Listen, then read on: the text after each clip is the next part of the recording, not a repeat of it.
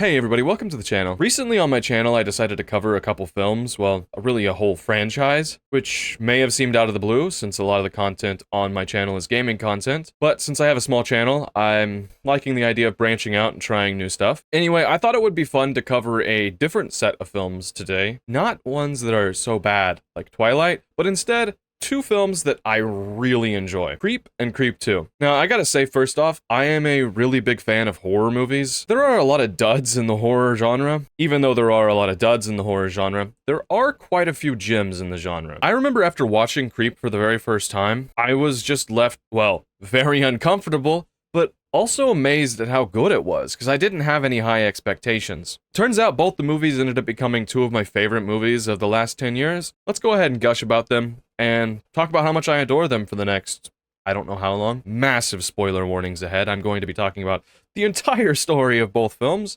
You'll just have to see, I guess, just spoiler warnings ahead. What I really like about these films is the way that they mix black comedy, or dark comedy, however you want to say it, together with horror. Also, Mark Duplass, anytime he touches anything, is fantastic, especially with Mark Duplass's acting in these films. He creates a very charismatic, but unnerving, creepy, unhinged character, and I really love that. Let's jump into it, as any other corny YouTuber would say. Get into the first film, Creep. An absolute standout for me, especially in found footage. I think it would be considered found footage. By the way, is found footage just any time a guy is holding a camera recording it, like a camcorder? The Blair Witch, somebody would have had to go find the footage.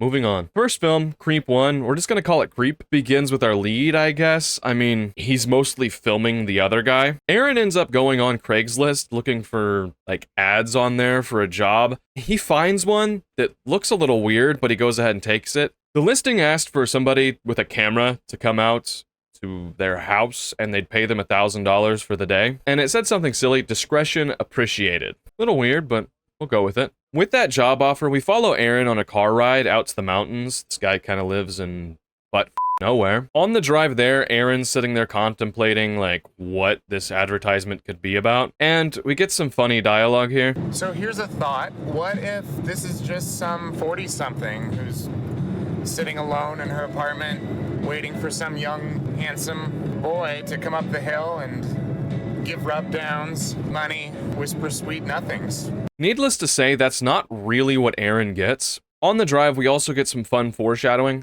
Cute little lake. If you've seen the movies, you know what I'm talking about. After what seems like a pretty long drive, we end up making it to the house. Seems like it's out in the middle of nowhere, and Aaron tries to knock on the door, but he doesn't get any answer. He also zooms in on this axe that's just kind of lodged into a tree stump. A little creepy, and also a bit of foreshadowing. That was bad, man. After not getting any answers at the door, Aaron decides to go back to his car, and we get this. Which is... Hi! Oh, I'm sorry. I didn't mean to scare you. Oh, it's okay. I'm assuming you're Aaron. Yeah. Hi, Aaron. Nice to meet you. Joseph. Oh my god. Oh my god. This is gonna be a good day. Right after that jump scare, we get to meet the other character in our movie. Well, the only other on-screen actor. His name's Joseph. He's the guy that listed the advertisement. After scaring Aaron, they go inside. Pretty much instantly, we get a really awkward hug between the two.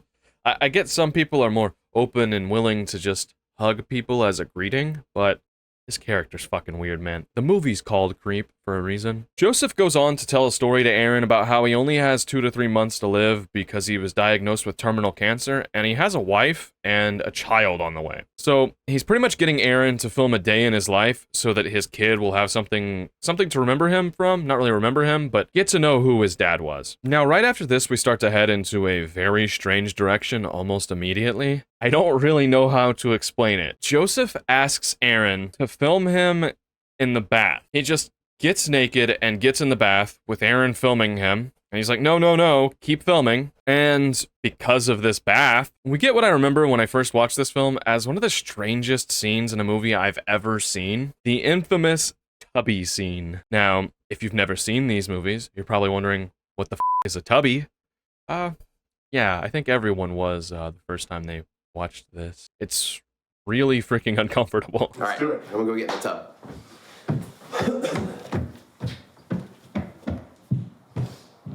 The tub? Yeah, come on. All right, buddy. Welcome to your first tubby. When I was your age, I used to take tubbies with my dad. We'd call them tubby time. And it was pretty much the greatest time of the day. You ready? Okay. All right. Now, let's get those tootsies wet. You ready? Get those tootsies. Oh, tickles, doesn't it? Oh, stinker. Nothing like getting naked in front of a stranger that you've just met and pretending to have a bath with your unborn child while they film you. Now, this may not be too weird if you're like a, how would I say it? An online film star, but this is weird.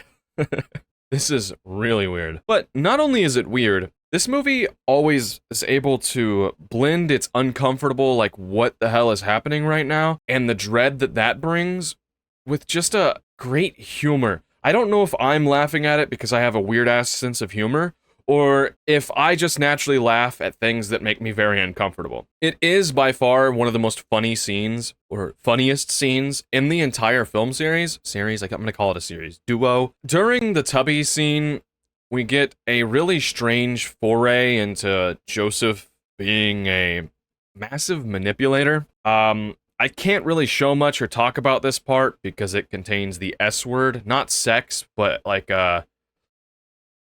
that one.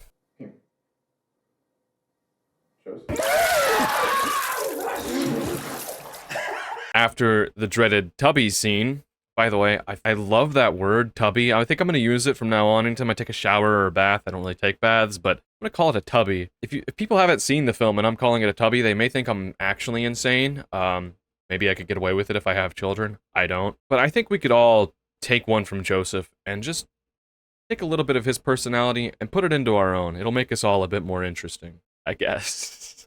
But yeah, after he gets out of the tubby, okay, Joseph brings up that he wants to go on a hike. He has to go show Aaron something, and he's like, hey man, go into the closet in the spare bedroom and grab a thicker jacket, because it's gonna be cool out. Aaron finds one of the other really funny messed up parts about these films through its ridiculousness. We get to meet a pretty important character in these movies, Peach Fuzz.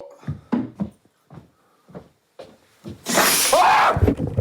What happened? Oh, that's Peach Fuzz. That's just Peach Fuzz. Say hello. Actually, you know, I'm glad this happened. Buddy, you're gonna love this. So, Peach Fuzz is the friendly wolf. Hello, my name is Peach Fuzz. I might look like I eat you up,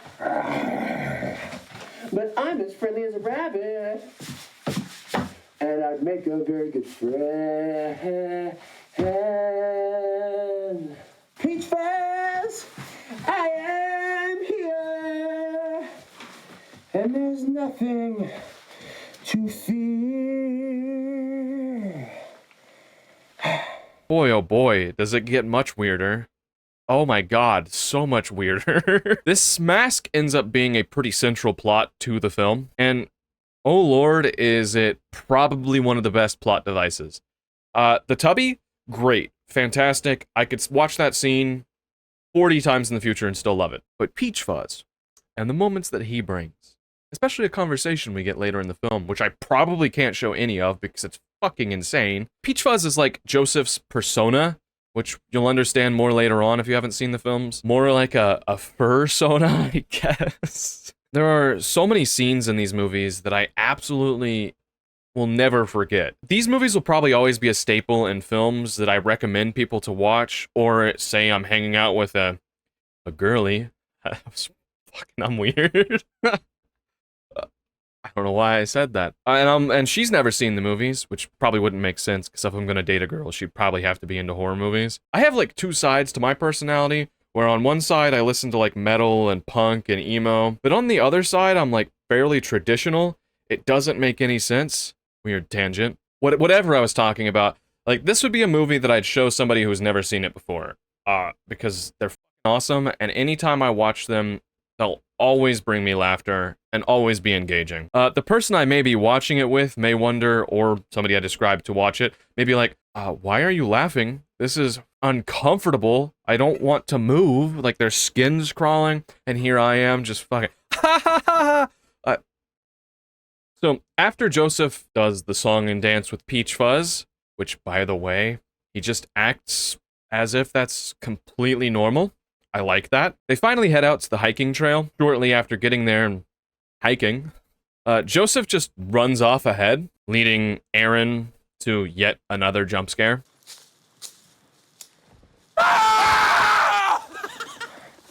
Oh my God. I think the jump scares in these movies aren't necessarily something that Mark Duplass and Aaron, Patrick Bryce is his name. So both the actors in the film were like writers, and the guy that filming, of course, directed the film. I don't think that they were ways to scare the audience. Of course, a jump scare is going to get you like, huh!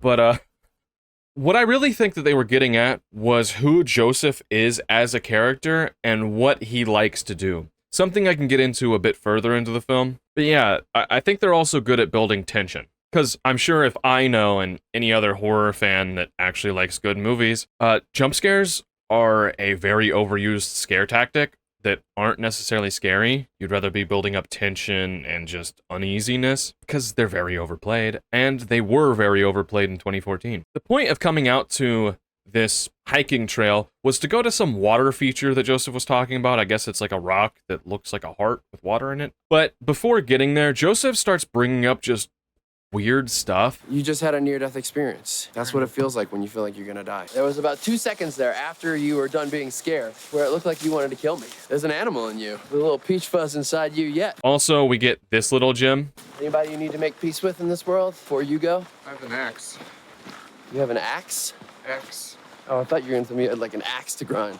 I have an axe back at the house. When you saw that axe up front of the house, was there a small part of you that thought I might kill you with it? Very awkward, and definitely a great way to keep you being like, what's up with this Joseph guy? Then they finally arrive to the heart feature. Yeah, it turns out it was real, and Joseph wasn't just taking Aaron out here to kill him. When they arrive, we get another dude hug. I think the hugs aren't really as creepy or strange with the stranger in general. I mean, especially because he saw Joseph naked and take a bath.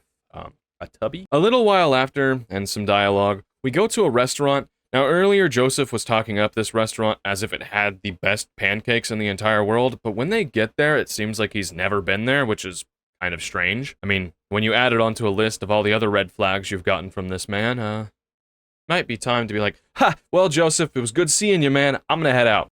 During the restaurant scene, Aaron tells a very strange story. Have you ever done anything you're really ashamed of?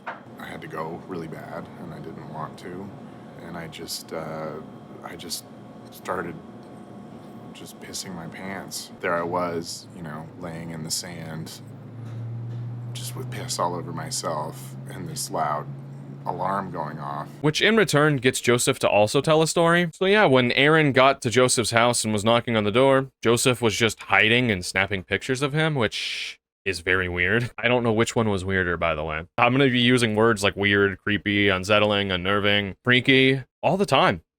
These movies are masters at portraying that. Yeah, after all that, Joseph and Aaron get back to their house, and instead of running for the hills, Aaron gets manipulated into going inside and having a drink with Joseph before he leaves. While having a drink, we get some weird poking and prodding questions of Joseph, just asking questions over and over again. He does this a lot, to where he's just constantly trying to figure out more about you, but he asks weird shit.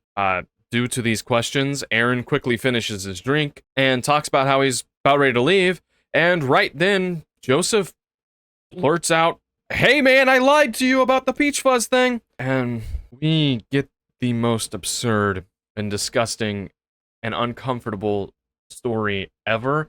This might top out anything he does in the films. I don't know how much I can show of this.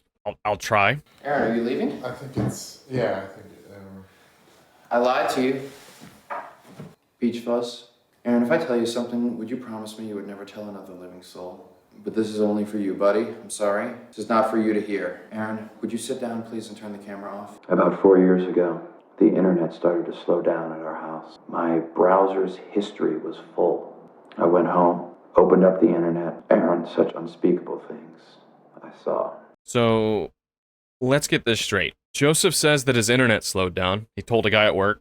He's like, hey, have you tried clearing your browser history? Joseph goes into his browser history and finds a bunch of animal... Can I say that?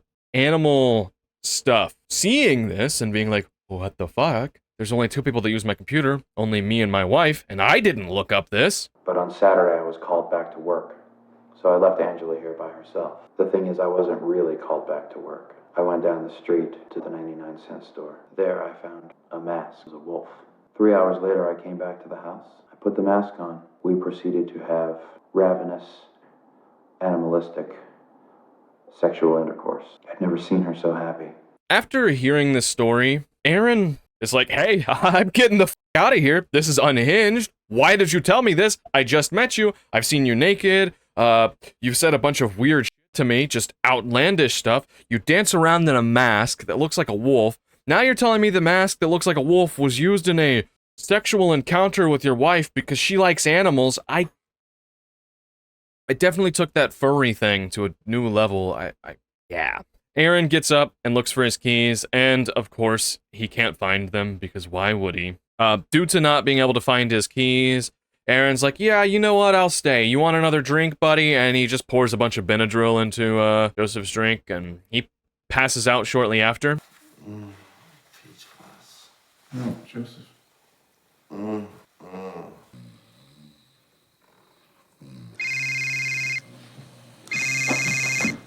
Now that Joseph's, like, just asleep on the fireplace, Aaron has time to look in his pockets trying to find his keys, because he assumes Joseph took them, because Joseph's a fucking creep. During this, while digging in his pockets, he finds his phone, and it starts ringing at that time, so he grabs the phone, hustles off into the bathroom, and decides to answer it, which is a strange thing to do. So yeah, it turns out that Joseph doesn't have a wife, or a kid, and this isn't their vacation home, and he's just a weirdo, because... Where are you right now, Aaron? We're at your house in Grassline. I'm going to recommend that you go ahead and just leave. Right now. Go ahead and exit the house. You will be fine. Lady, I'm trying to leave. I can't find my fucking car keys. Okay, that's okay. Just give me the address of where you are, and then just walk out of there right now. Just keep walking, okay? My brother has problems to get out of that house right now. Hello? Angela, who was supposedly his wife, is actually his sister. I don't even know if this scene's real due to the crackling we hear at the end of it. I think this may be Joseph's doing, like the Benadryl in the house wasn't even real Benadryl. I'm kind of weirded out by it, is all. Due to this, we kind of understand now that Joseph is a weirdo that gets off on manipulating people by being really strange. I don't think that his character in and of itself, I mean, of course he's a weirdo, you'll see.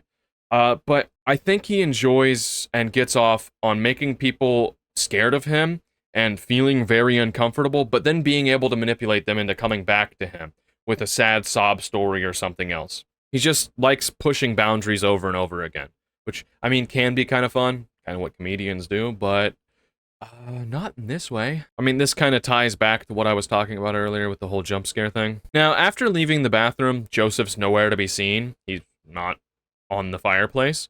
So we get a really spooky scene where Aaron's kind of just... So Aaron's just carrying around a camera, of course. He's just like... Ugh. Looking for Joseph. It's pretty freaky. Finally, he goes up to this, like, door going off onto a, not patio, but like a balcony is the word. Death. It's coming. After that scare, Aaron just says screw it and decides to confront Joseph about the story he heard on the phone. He's like, hey brother, you're fucking weird. Due to this confrontation, Joseph just hauls ass away from him, and then Aaron does the whole ha ha ha ha ha ha ha looking for Joseph, and we get another bizarre and funny scene. So, get this right. Joseph is just standing in front of the door with his peach fuzz mask on. This is a very unnerving scene, but Lord does it get funny. Are you gonna let me go? Why are you doing this to me? Are you just trying to scare me, or? Okay, well, I'm terrified. Okay. Now, will you just please step aside and let me go? Stop. Stop it. Stop it. Stop it. Him growling like a weirdo is one thing. When he started sort of sensually moving against the door, I was just cackling like, oh, it was amazing.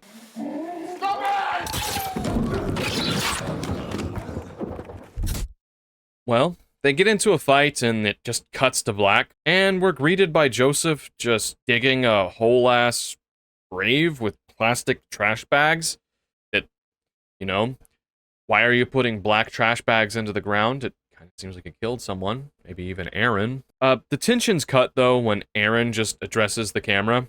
He's back at home. He explains that after the altercation between him and Joseph, that he fled and had his car towed back to his house because he couldn't find his keys. He thought for a while that all the stuff between Joseph and him was just kind of in the past, until he gets a strange letter in the mail, and that video that we just watched was what Joseph had sent him, which is terrifying because how the hell did he know where Aaron lived? Now, with Aaron being back at home, we kind of get a tonal shift to the movie, with many parts of it just being Aaron talking about how he's feeling about all this, and then that being broken up by weird stuff Joseph's doing. Pretty much, Aaron feels like he's still being stalked by the guy, and he's scared for his life. It is kind of strange how he'd pick up the camera and vlog all this. That kind of takes away from some of the realism. So maybe he moved there to like LA or something, away from his family, and he has no one to talk to, and he's talking to the camera almost as a soothing mechanism. I mean, are you going to call your family up and be like, hey, I went on this job, and this happened, and this happened, and this? Nobody would believe you. That is the most wackiest shit. What we just watched was the craziest thing ever. Imagine trying to explain that to your mom, but maybe Aaron has an uptight family. I don't know, I'm trying to... Nevertheless, we get another interesting moment when Aaron goes ahead and tells us, hey, I got this weird box at the front of my house. He opens it up just to find a video, a knife, and a, stuffed animal wolf. In the video, Joseph's being a weirdo and is like, hey, sorry about the video of me, burying bags. I was mad and upset. Okay, bro. And then he's like, hey, inside the wolf, use the knife and cut him open and you'll find something. So Aaron does what's described. Of course, finding that at your front door, especially that strange locket, Aaron freaks out. The next scene we get is Aaron just trying to put new locks on his doors, and he tries to call the police, but the police are like, yeah, brother, you don't know who this guy is. You don't know his real name. You don't know where he actually lives. We can't do anything for you. His paranoia keeps building. We get some strange moments where we see Joseph just outside of his door. Joseph? Hello? He runs out of the house, not able to find him, but then that night, the camera gets picked up, but it's not by Aaron.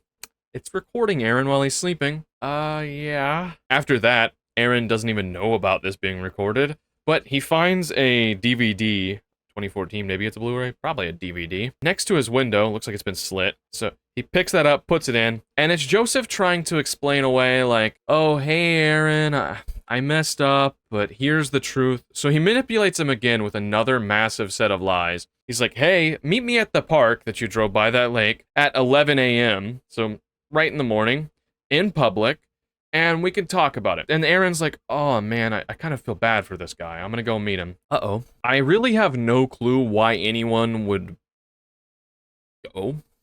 Joseph does seem to be really good at manipulating people, so... And Aaron may be lonely also, so I guess that could be the case. I mean, I probably wouldn't have put myself in any of these positions, especially after the guy's like, hey, just met, let's give you a hug. I'd be like, that's a little strange, but we can roll with it. Maybe this guy's really open. But as soon as he's like, hey, film me in the bathtub, and calls it a tubby, I am getting the fuck out of there. I'm gone. I am so far gone, you've never seen a guy more gone. I am hauling ass. After that little rant, Aaron decides to go out there. We get a scene of him at his car. He's like, I took precautions. He sets his camera down, filming this bench he's gonna go sit at.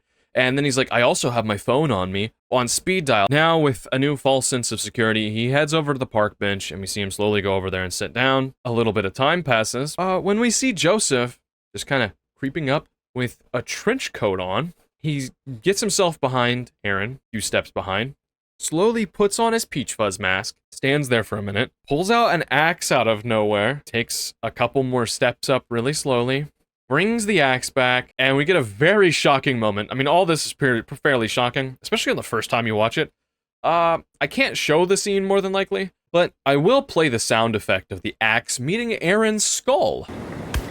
that was a chunky noise. I think that this was still almost as brutal and shocking as it was the very first time I watched it. Is kind of interesting, because most of the shocking behavior that we see starts to wear down after you watch a movie multiple times, so I figure that this wouldn't be as brutal as I remember it being. I've seen this movie 2 times before watching it this time for this video. Anyway, after the axe met Aaron's head, and we presume he's dead, because, you know, he just got hit with an axe multiple times, the video picks back up with Joseph. I remember the first time I watched this, Aaron, and I thought to myself, okay, it was smart that you filmed it, and it was smart that you put your phone on speed dial for the cops. But why didn't you at least look behind you? I mean, it just seemed dumb that you would just sit there. Now, I really love how Joseph just questions Aaron and his thinking and rationality so much. It's kind of funny. He was like, oh, wow, you're crazy for this, not realizing that he's the actual crazy one. After all of this revelation, it turns out Joseph's a serial killer. Who would have thought? And he says something very strange about how much he loves Aaron, and he was his favorite victim. Wow, that's beautiful. It's heart-wrenching. I almost shed a tear here.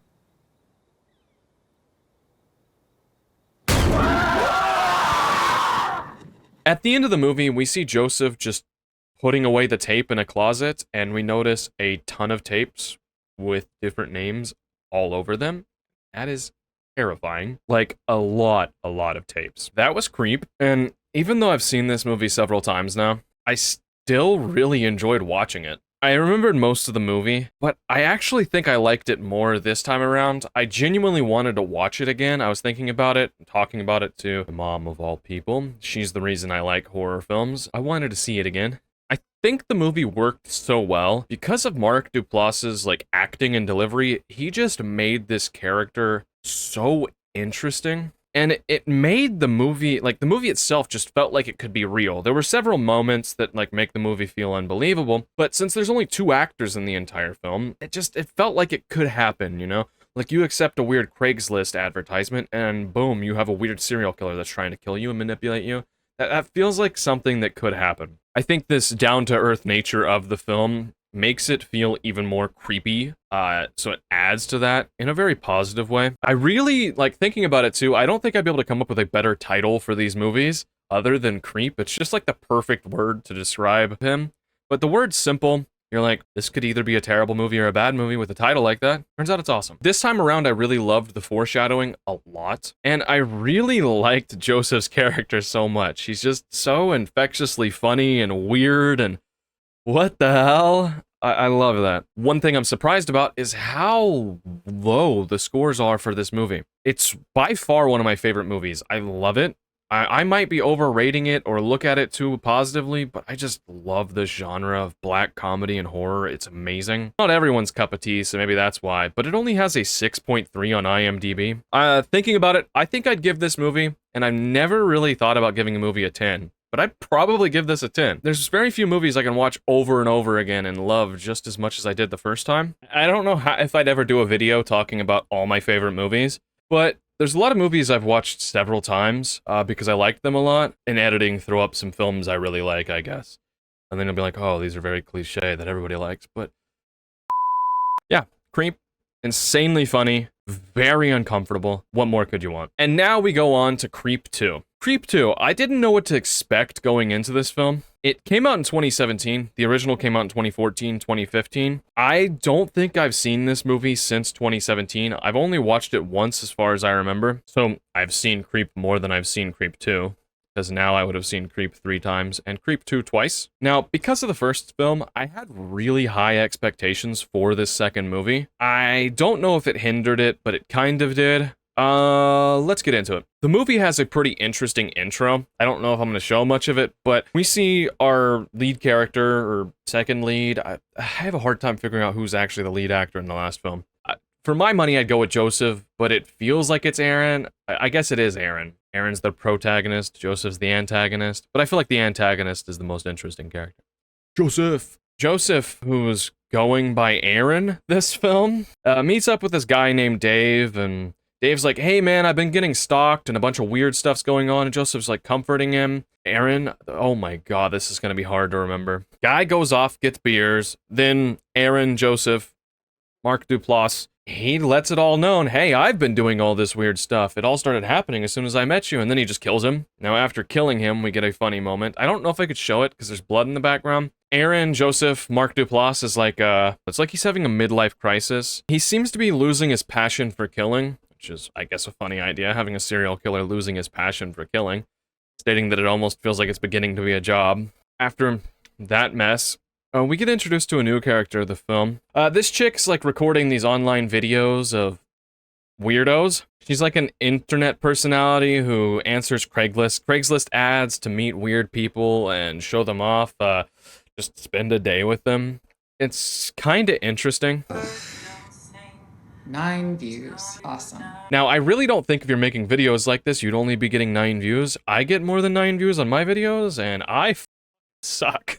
I mean, I think that there's a TV show, I can't remember the name of it, it's like Dark something, where they do something really similar. They just go around, not like Craigslist, but they go around meeting people who are into weird subcultures or just weird stuff, and he just kind of interviews these people and hangs out with them for a while. That was a TV show with several seasons, so I feel like this would be kind of popular. She's not doing too good, and she's like, well, I need to find something else. Goes on Craigslist and finds a very strange advertisement. Very similar to the first one. Probably identical, I don't remember. I cracked up again here, seeing fans of Interview with the Vampire as a positive. That was very funny. It was just, I can't lie though. If I could meet New Aaron in real life, as long as character wouldn't kill me, of course, I think I would.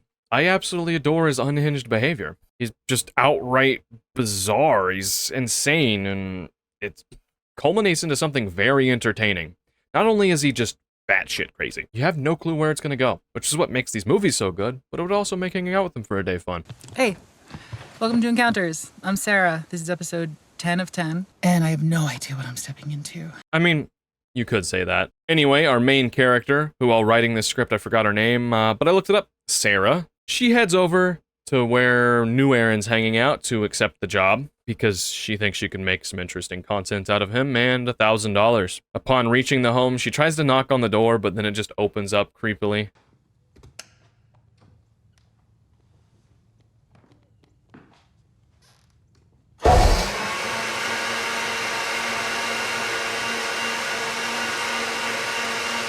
Now, of course, Aaron looks quite a bit different this time around. He has a ponytail and a beard, maybe marking his like midlife crisis, is trying a different style out for himself. He ends up asking her some questions and she lies about what she's doing. She's like, oh, I totally don't run an internet show. He pretty much just opens up to her and pretty quickly about what the job entails, and he doesn't hold anything back, telling her point blank that he's a serial killer. My story, I am what is commonly known as a serial killer.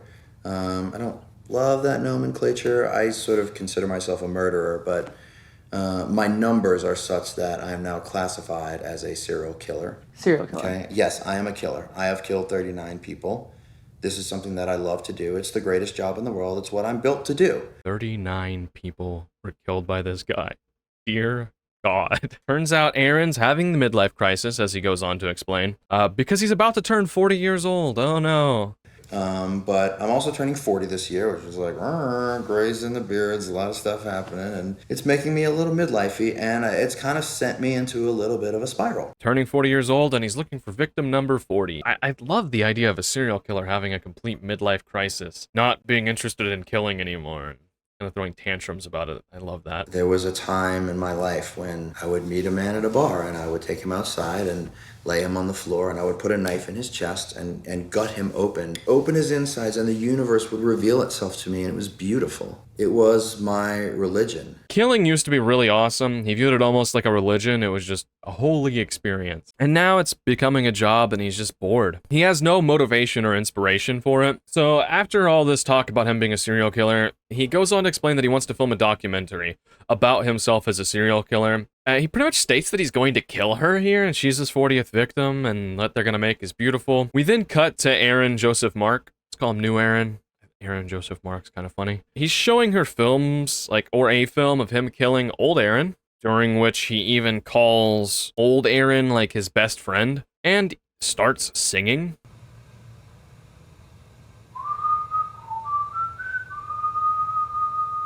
I might look like the big bad wolf, but I'm as friendly as a rabbit. During this, she just seems completely apathetic to the whole thing. Afterwards, we see her kind of freak out. She just kind of has a good poker face around the guy. New Aaron, like, leaves the room and comes back in just a towel, almost mirroring the first movie. I wonder what you look like naked. And if we're going to embark on this journey together, we need to tear that wall down. Do you agree? I agree. Right after that, he just lets it loose and pulls the towel off. We just see Mark Duplass full frontal in the nude. I didn't expect it the first time I watched it. I kind of remembered that happening. You guys probably can't see it. I can't show a penis and balls on here, so it was a dick. It was really funny to watch, though, especially the way he just kind of stoically stands there with his feet just kind of posing like some guy posing for a statue or a painting. After an uncomfortable period of time of Aaron just standing there posing for her to look, she's like, hey, you know what? Here's the camera. It's my turn. And then she does it. She really tries to top him and just throw on this poker face like she's not afraid of him at all. And due to that, after this scene, we get her confronting the camera, being like, what the fuck, what the hell? Letting her guard down again, letting us, the audience, know that, hey, she's really freaked out, but she wants to make this movie video. And I'm like 99.9% positive he is not a killer. 99.9% sure he's not a serial killer. You think this guy is such a weirdo that he just made all that, pretend to be a serial? That's possible, plausible. Don't you think that it's more than a 0.01% chance that this guy is, or 0.1% chance, he is a serial killer? He showed you a video of him killing a man. He just got butt naked in front of you. I'm coming. He's been saying weird stuff. I don't know if somebody would be able to say this kind of bizarre shit. They'd have to be wildly creative and silly. And then you'd be like, I don't believe him. Okay. After she leaves the bathroom, new Aaron tries to jump scare her again, which doesn't really work. I think this may make him feel challenged and maybe give him some motivation to kill her, but I'm not sure. She's like a revitalization of his hunger for murder. Turns out all he needed was a weird Californian hairy armpit chick. Sorry if you're a weird Californian hairy armpit chick. Maybe you're not as weird, because you're not going to hang around with a serial killer and be like, oh, this guy's okay. He's okay. He's fine. Nothing's bad's gonna happen. We keep seeing him pushing her buttons, trying to scare her more. It doesn't work. Until we see this. Christ, what am I watching? Amazing. Just simply amazing. Love it. I think that it's really even more funny because this girl is able to match his weird and put on this poker face like she's not afraid of it. So it kind of, he's trying to amp it up. So compared to the last film, he's just throwing so much more on top. And I'm kind of feeling like this may turn into a weird love story. Well, what if I told you that at the end of this road, I was going to cut off your head and snuggle it? I'm coming. Anyway, new Aaron drags her out to the woods to film something like he did old Aaron. And a bird keeps ruining his spotlight, I guess, or just interrupting him. It's kind of silly. After that little freak out, he just walks off out of pure frustration, throwing a temper tantrum, causing Sarah to chase after him. During this little walking after him, trying to figure out where he's at, we hear like snarling that sounds like Peach Fuzz, laying face down in the dirt. She tries to comfort him, but then we cut back to his house, where Sarah tells us by confronting the camera that he's just completely shut down and won't talk after coming back. Of course, this crazy bitch just decides to, it's like a good idea to provoke him to try to get better film for her internet series. I mean, you gotta get that content for us. She's like one of those pranksters. Oh, pranks in the hood, man. So she's talking to him, and then we get a weird scene in the hot tub where she tries to comfort him. He goes on for some interesting backstory. I don't know what I can show you. He says a lot of crazy stuff. So he's pretty much telling her like, oh, this song that I've been talking about, I heard it, went to go hang out with these guys that were in this band. He was like young, he tries to hitchhike back, this trucker picks him up. Turns out trucker's a serial killer, tries to kill him, can't tie a knot to save his life, freaks out of it, and then kills the serial killer, then lays down next to the serial killer's body for hours. Like, he talks about how he really liked the guy, and he found a passion, a calling in his life for killing. So that's an interesting backstory. I think this movie's really good at portraying backstory and giving us story and history and just letting us know who Aaron is as a character. The story kind of seems like a massive lie because I know who Mark Duplass's Aaron character is, and he's a massive manipulator and liar, but maybe it's true. A bit of time passes after she comforts him in the hot tub. We pick up with Aaron kind of finding his passion again. Although during this, I hear a disgusting sound that plagues this entire film. It actually drove me insane. I think I might have to dock more points off for this film, because I'll just play it. How did they not hear this noise? I just figure if you're like Hollywood people recording a film, you would notice that noise. There's no way there's millionaires in mansions that have smoke alarms beeping, right? Right? Smoke alarm aside, Aaron keeps trying to scare Sarah. Of course, doesn't work. He goes in to follow her while she's taking a shower, and she just kind of reverses the roles again and...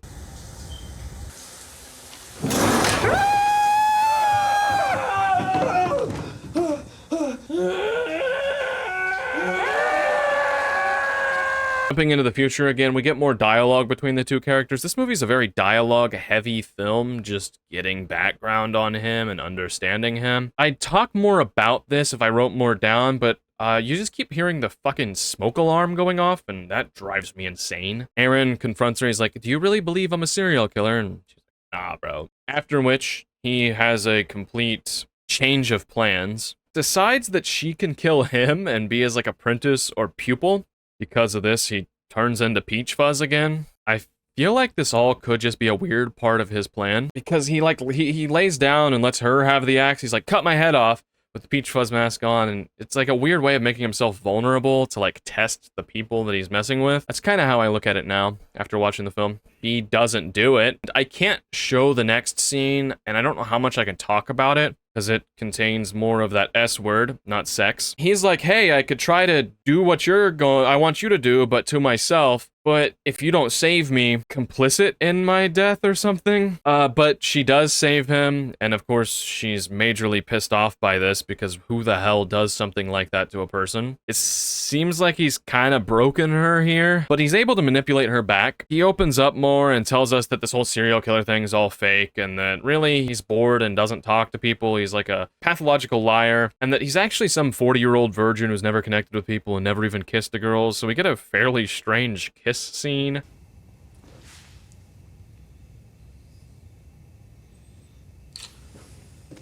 That was cool. We're now nearing the end of the film, and we get one of the last scenes of the movie. So they head off into a dark forest at night, outside the house for some reason, for a new idea that Aaron has to end the film off. What is this? It's a symbol of my affection for you and of our amazing day we spent together. Sorry, there's a picture of me and another guy in there. I didn't... Right after this funny callback, she's like, "What the hell? Okay." He's like, "Hey, I dug this grave." He comments about another act they can do that I can't really talk about it. Romeo and Juliet, I guess. She's like, "No," and is completely terrified, because what the hell? You're crazy. Finally. And runs off. Hides. During this hiding, she just tries to attack him, but of course, he's not having any of that after he does some stuff. Chases her, gets behind a tree, stabs her. Uh-oh. After he puts her into the grave, he crawls up to the camera because he's hurt. We get a really good scene here, though, of interesting dialogue. I guess I can show you. You made a great episode. You should be really proud of yourself. I'm bummed you're not going to be here to see it. It's kind of ironic, because I never thought I was ever going to want to kill again. I was real, and then there was you, my muse. Of course, during this, we see her crawl out of the grave, unbeknownst to him, and slowly make her way up to him.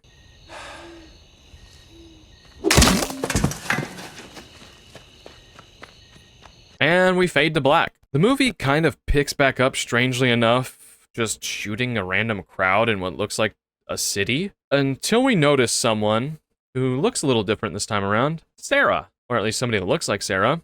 After a bit of stalking, wondering who the hell's behind the camera, I mean, we kind of know watching it. We sit down on a subway. They're just zoomed in on her. After a while, they start whistling the old infamous tune.